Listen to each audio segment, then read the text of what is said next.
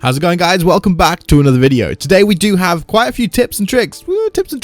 Some tips that I've picked up along the way during PvM, and I want to share with you guys. So in this video, what you can expect is basically I'm going to go through ED1 and ED3, which is two bosses that I am very confident with normally, especially off stream, but it's okay. It's fine. But I'm going to go through that, and I'm going to tell you any little tips and stuff or tricks that I've picked up along the way that make my life a lot better while I'm there. They'll speed up your kills. They'll make it so you don't die as much, especially if you're struggling certain places, and it'll just help you get through the dungeons a lot quicker. I'm going to do this with other bosses as well, so get in the comments right away and just let me know what bosses you'd like to see this with. If there's anything that you're learning that you know I've done or maybe have experience with, then get down there and I'll go through those in another video. I'll probably do 2 bosses per video and do as many useful, unique, and niche tips that I can do that'll help you out through the fight. Some of these tips may be very unique and maybe won't apply specifically to you, but there's other things in here as well. There's a few per boss, so stick around. There could be some that help you out more than you know.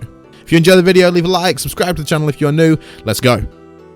Alright, so we're going to start off with ED1. This is one of my most experienced places for PvM, to be honest, because we did the path to 100 kills. And we pretty much just did ED1 all the time, every day, for like multiple hours. So we picked up quite a lot of tricks, and everyone in the chat was laughing at me when I started out on Twitch, and it was definitely a mess. And then by the end of it, we actually got through and I was rarely dying. It's great. It's good stuff. The improvement was great. Everyone in the chat helped me learn loads of tips, and I'm going to share those with you. So that's what the plan is. Let's have a look. We've got the first one that I wanted to talk about is almost right at the beginning of the dungeon, as you get down to the part that I'm showing you here, there's going to be 3 mages here and there's a gap between each of them. You can pull these together to get clearance through this door very, very quickly by using either ricochet or greater chain or normal chain on the middle one and then taking 2 steps back. If you just use your ability so it puts you in range just enough to actually cast it and then take 2 steps back, it will pull them together. You can go back forward, use things like detonate or chinchompers if you're on range, and you can get through here really, really quickly. It is definitely good to know this. It helps out a hell of a lot and it gets you through this door very fast.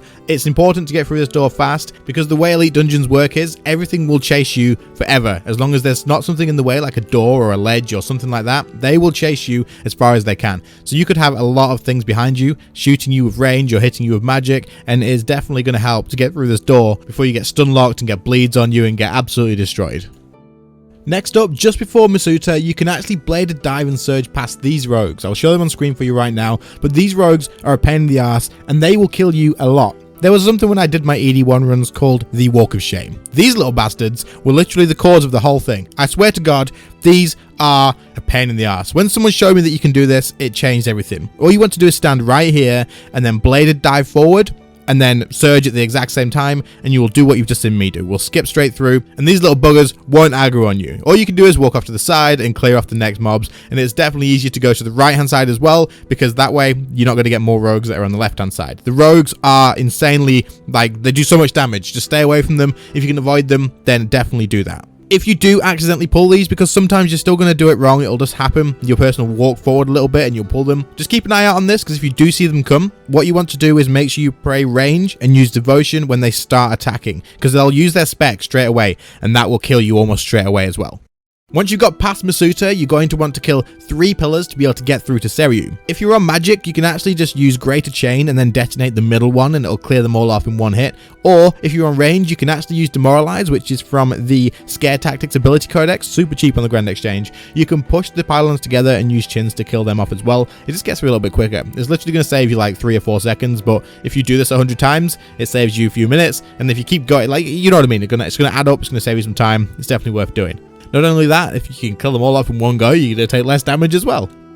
During the Seiryu fight, you can actually use resonance to heal off of the big magic fire breath. Now, I'm sure most of you know this and you're probably thinking, is that actually the tip? No, that is not the tip. So, normally, what you're going to want to do is use resonance on the first dragon breath. This will heal you pretty much to full health, which is great. But when you get to the second one, you're not going to have your resonance ready. It's going to be on cooldown. Now, a lot of people will just use debilitate or reflect, or even just pray magic and tank it. That's what I do personally, but if you're new to the boss or if you don't have as much experience, then you may not want to just tank it and then soul split flick the way back up, because you may not use soul split. But at the same time, what you can do actually is, rather than using the defensives and doing less damage if you don't want to miss out on the damage, you can just walk into melee distance of the boss, keeping an eye out for any hands that are coming from the front, of course. But if you walk into melee distance, or not even just melee distance, just a little bit further in, it will actually not hit you. You'll be out of range of the actual attack and you're too close to Seiryu, and the fire breath from the dragon breath thingy will not actually hit you, so you can avoid it that way. So if you need to, you can just walk in a little bit. As soon as the damage is about to hit,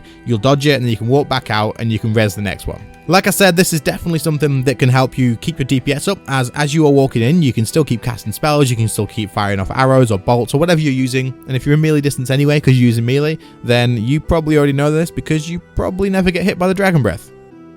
The last tip for ED1 is going to be that as you jump onto Seryu's back, you can actually right click the crystal that you intend to attack before you get up. As soon as you click jump up, you want to right click the crystal that you're going to attack so you can target it straight away. The reason being is you'll notice as I go up, my camera sort of moves a little bit and jumps. This can make it hard, especially if you're like getting used to where all the positioning and stuff is, to actually click the crystals. And sometimes there'll be like a backdrop in the way or something if your camera's too far zoomed out, or Seryu will get in the way with the angle of your camera, and it's a pain. So if you right click this crystal and have the option to attack as soon as you get at the top, you can click that, you can use any spells and stuff like smoke cloud that you need to use, and you can get straight to the crystal and do as much damage as you can, making sure that you don't miss any seconds where you're not attacking that crystal. This was something that helped me out a hell of a lot, as there was loads of times that I would spam click to try and get to the freaking crystal and I would misclick, or sometimes I'd even jump back down somehow. Don't ask me how. This is just me. This is just the things I can somehow accomplish. It's crazy, but this is definitely something that helps, so this is one that you should probably pick up on. Like I said, that is going to be it for ED1. I hope some of those tips helped you out. There is more that I could have included. Don't want to drag it on for too long though, but let me know if you would like to see like a part 2 to ED1. We could do that maybe in a month or something, or a little way down the line if anyone is interested, and we'll pick up some other tips along the way. Anyway, let's move over to ED3.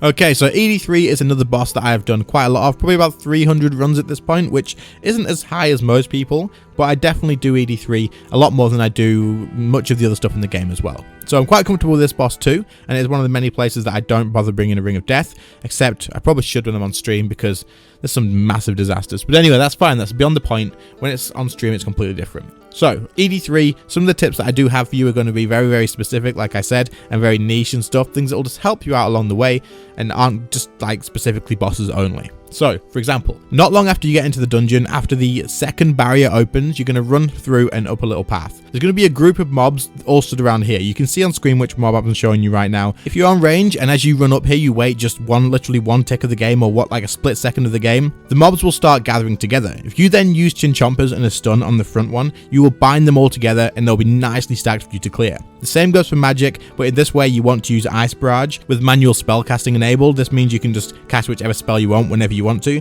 Using Ice Barrage on that front one will either freeze all of them together or it'll just stun the front one as well, meaning that they can't walk past it. This section here, if not done properly, can actually take a little while, as these do have quite a lot of health and it just takes a little bit of while to get through. So having them stacked up like this can definitely save you some time, so it's absolutely worth doing this.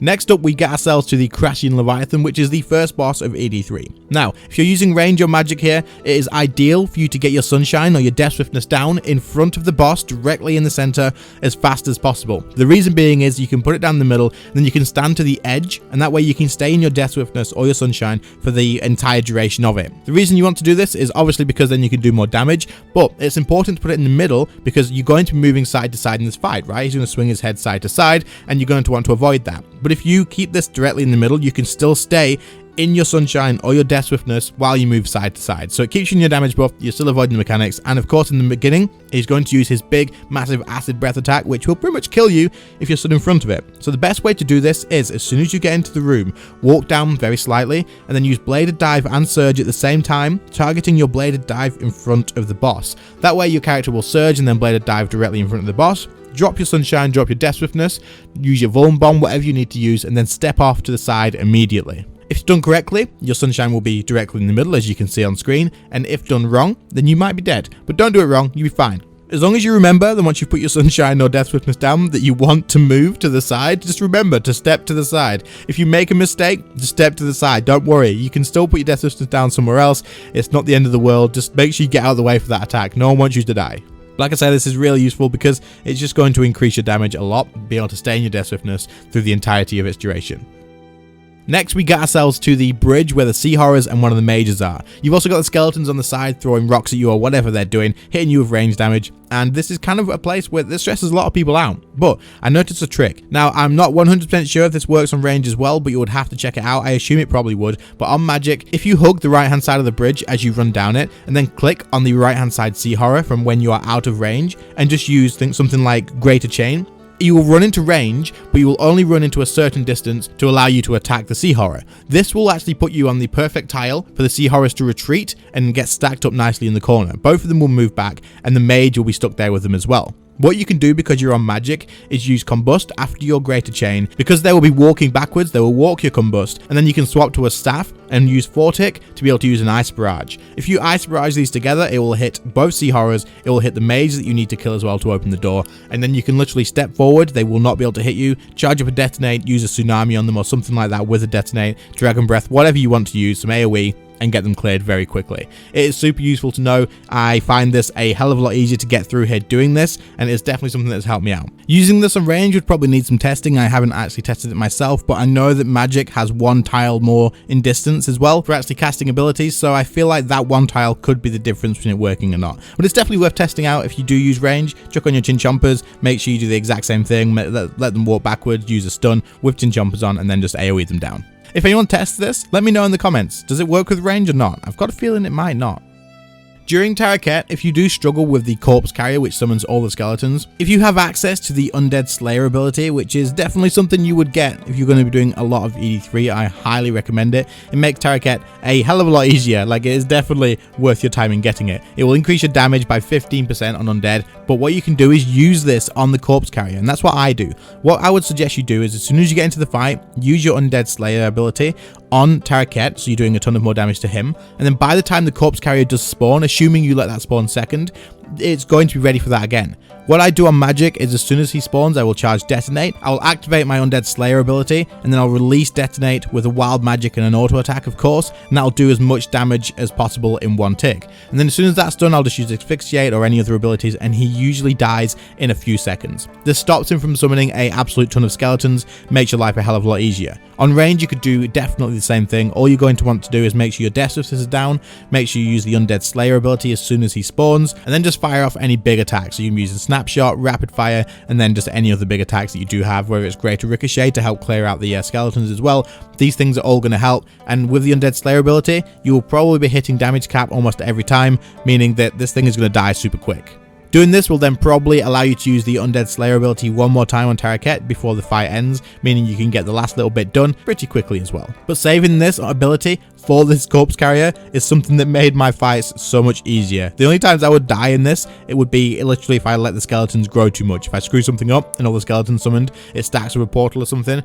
This is something that helps a lot. Definitely do this if you struggle with the corpse carrier. Alright, so last tip for ED3 is going to be the Ambassador will always start his fight with a magic hit, assuming you don't Bladed Dive or Surge into melee distance.